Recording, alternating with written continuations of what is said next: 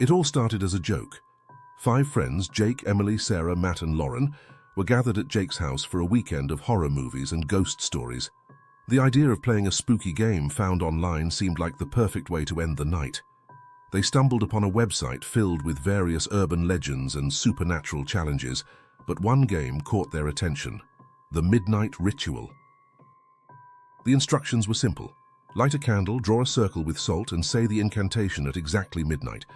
The game promised to reveal your darkest fears, but if you couldn't survive until dawn, those fears would consume you.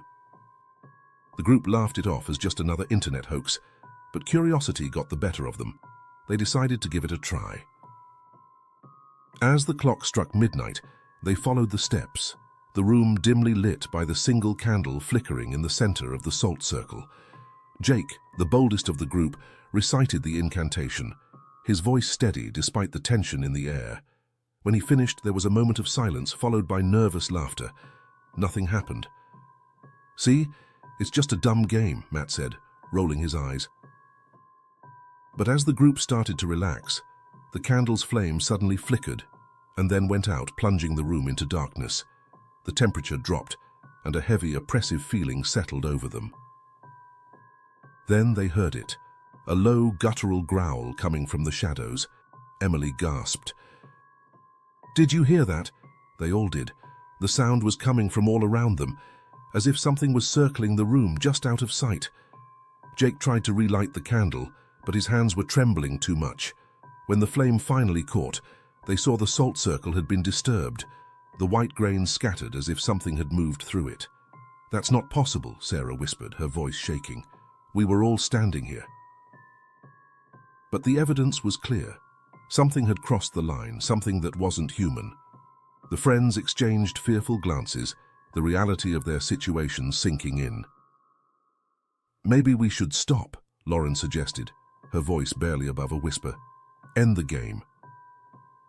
"It's too late," Jake replied, his eyes wide with fear. "The rules said we have to finish, or else." The growl came again, closer this time, followed by a scraping sound like claws on wood. Panic set in as the friends realized they were not alone.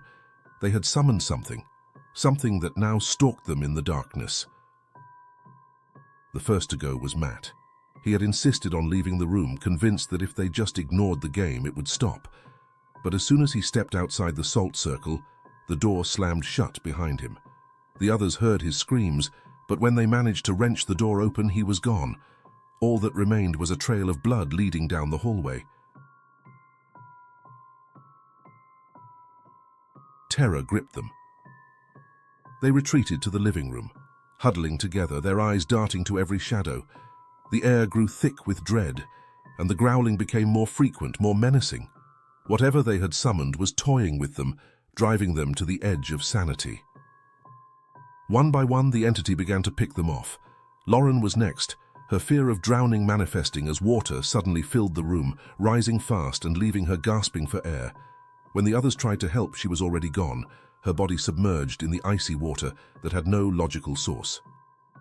As quickly as it had appeared, the water vanished, leaving only Lauren's lifeless form on the floor. Panic turned to desperation. As the remaining 3 realized they were running out of time. Dawn was hours away and the entity was relentless.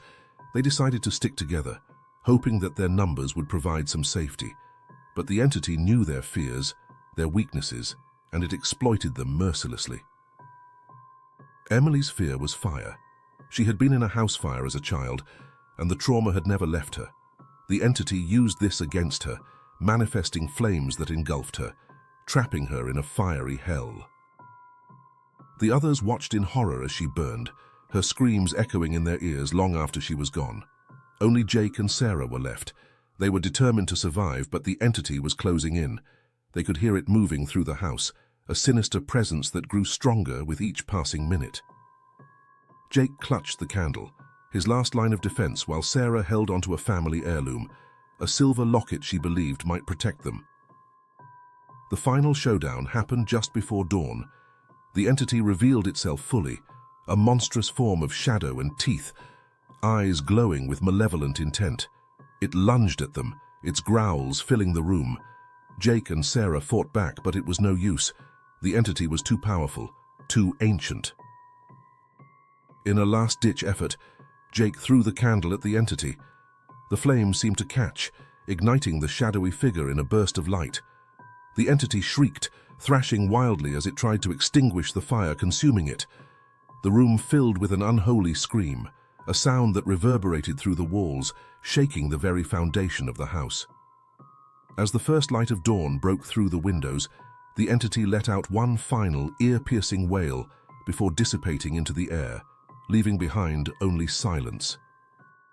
Jake and Sarah, battered and traumatized, collapsed onto the floor, the realization that they had survived finally sinking in. But the horror wasn't over. As they looked around, they saw the devastation left in the entity's wake. Their friends gone, the house in shambles. And then they noticed something else. The candle, now burnt out, had relit itself. The flame flickered gently, casting eerie shadows on the walls. Jake picked up the candle, his hand trembling. There, etched into the wax, were words that hadn't been there before. The game never ends. The implication was clear. They had survived this night, but the game wasn't over. The entity wasn't gone. It was merely waiting for the next time the sun went down, ready to continue its deadly game. As the morning light filled the room, Jake and Sarah knew that the nightmare was far from over. They had survived the night, but the true horror was in knowing that the entity would return, and next time, they might not be so lucky.